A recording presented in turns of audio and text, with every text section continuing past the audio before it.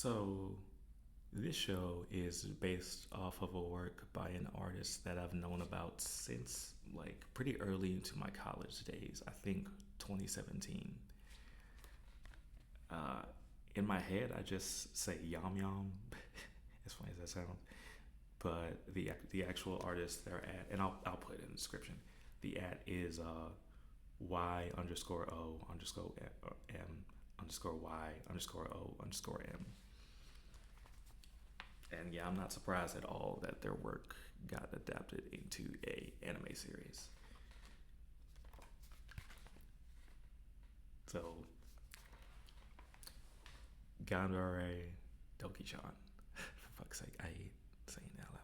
But Ganbare, obviously meaning being a Japanese phrase for like do your best, you can do it, that kind of thing. It is basically just a short thing about this girl who works like a woman who works in an office in random office in Japanese society, and she freaking has a massive crush on her coworker.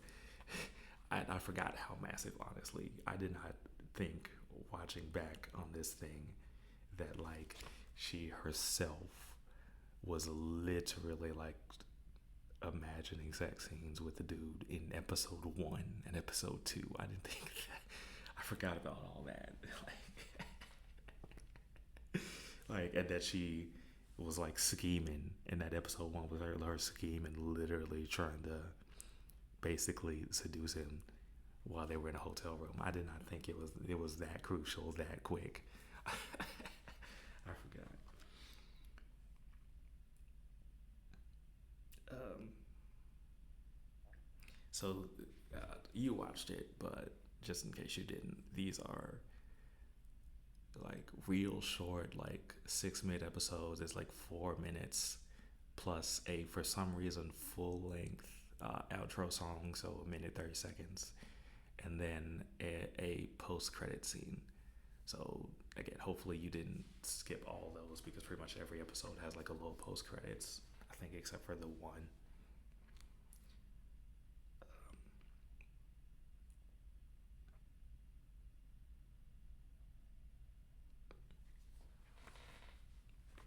Let's see where am I. So, like obviously, this being a thing, it is a thing where like at first she's trying to get the dude, and then it quickly becomes a love triangle, where you realize, where then you get fucking.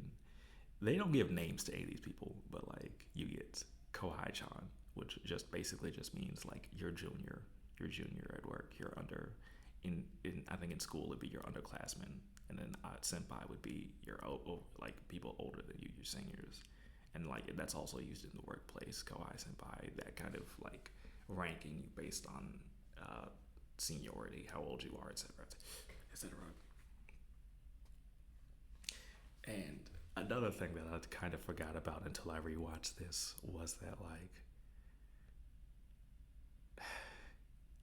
Kohai-chan, saying this out loud sucks, is a fucking evil genius. I did not. Again, I forgot that she was like for real deal scheming throughout the thing. Like these aren't like she's not a bad person. When I say they're scheming, like obviously they're not bad people. Ultimately, they're just trying to get with a dude, and they don't do anything crazy like drug him or anything. They're just kind of playing the game. I'm gonna seduce him first, basically, with each other. Now, that being the case, uh, then we get a little further in the series and we get to freaking episode 9, and then it's like, okay, so we're doing the thing where the most attractive person, who is basically the main person that like your main character is competing with and feels inferior towards, because they have this person is basically like super attractive, like 9, 10, and the main girl, she feels like she's like a 7, like a 8 on a good day. So like she feels that sense of insecurity, especially because her like chest is normal. Meanwhile, this fool over here is like basically gigantic. She's taller too. Freaking the Kohai is also taller than her. So like to the main character, to fucking Douki-chan. Not gonna get you saying that. To Douki-chan, like she might as well be a giant in terms of how imposing she is. And never mind when we start getting into like the fucking like the pool a bit later. But so yeah, we get to episode 9, and then now we're playing with the idea of like, oh, now she likes me too, not just the dude. And so we're doing the thing where we turn the most attractive character into the most bisexual person on the planet. And this is the scene that I always remember because it's the one that makes you go, did they? And it seems to imply that yes, they did.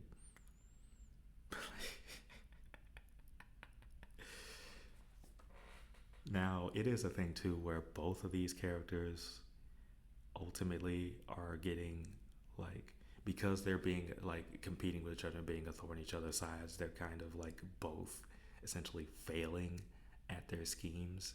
And then comes along this third person, the senior. I don't think she's their boss, but like she has seniority over them.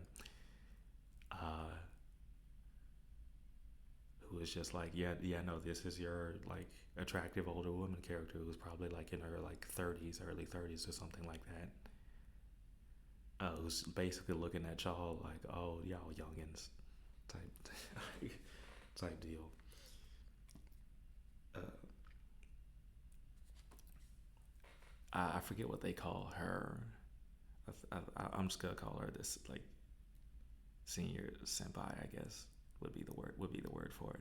But um, yeah, so she comes along and adds a third player into the game, basically, and so she establishes herself. She starts kind of getting in the way of them.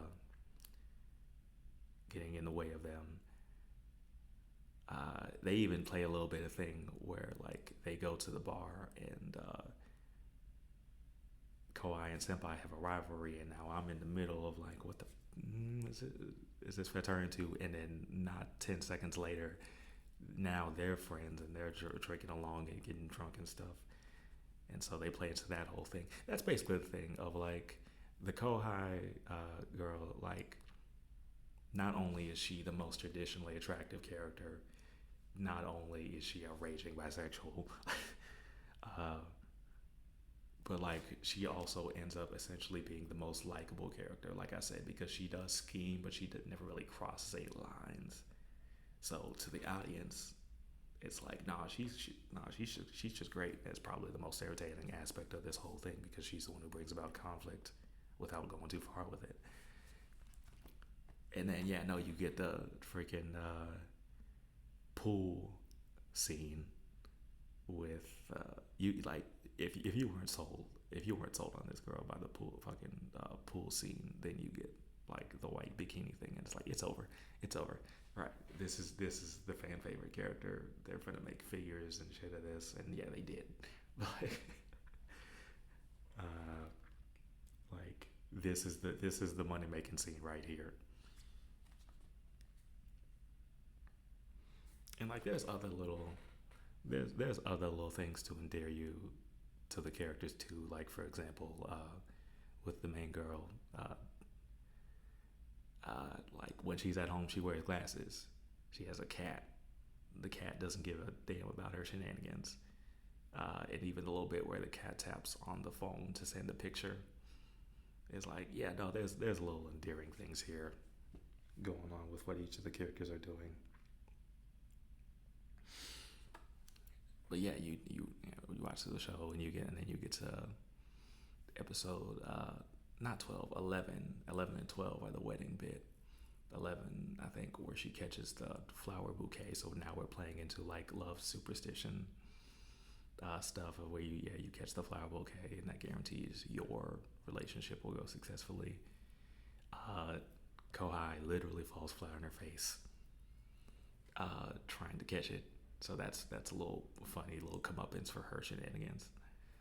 Um, the little girl crying, so main girl gives the bouquet to her, but she's like, okay, I'm not giving up completely. Let me take this little pebble, not petal, and just take that home with me.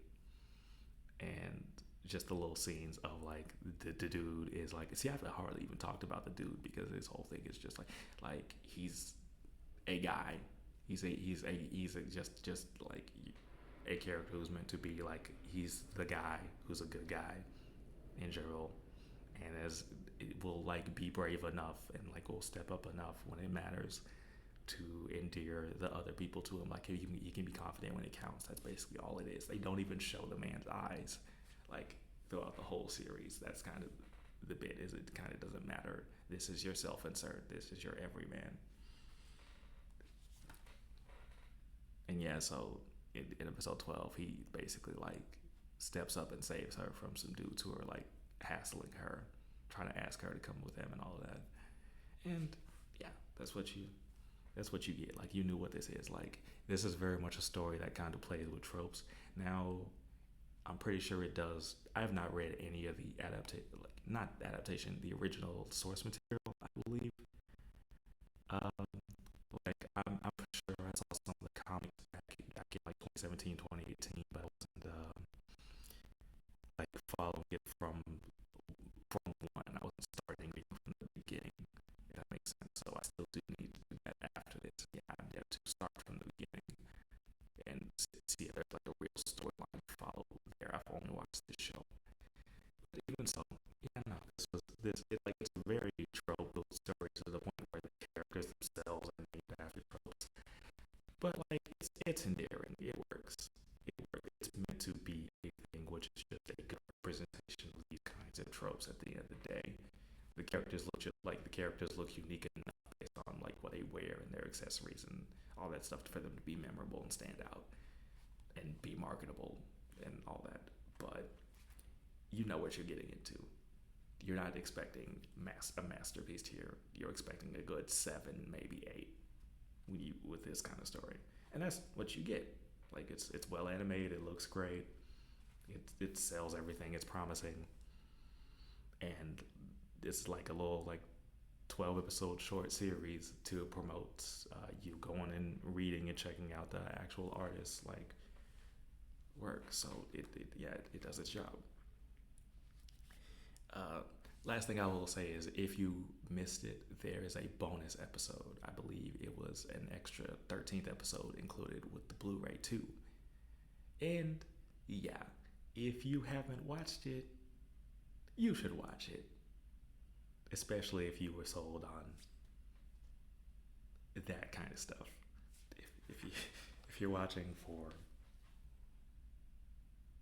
yeah.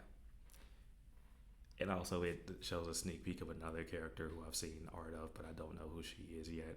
So there's another character that gets involved too. Yeah, no, it's a good time. It's yeah, like overall this is a good time. Certainly something to come back to once in a while, especially since it's so short.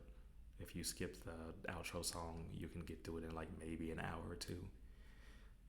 Good stuff. Good simple stuff. I'll come back at some point and talk about like the whole comic series whatever I'll check that out, but that's probably going to be a while out because I think it's even still ongoing, so that's going to be a while before I do that. But like yeah, good stuff. All right, hope y'all enjoy me talking about this kind of stuff. Have a good one.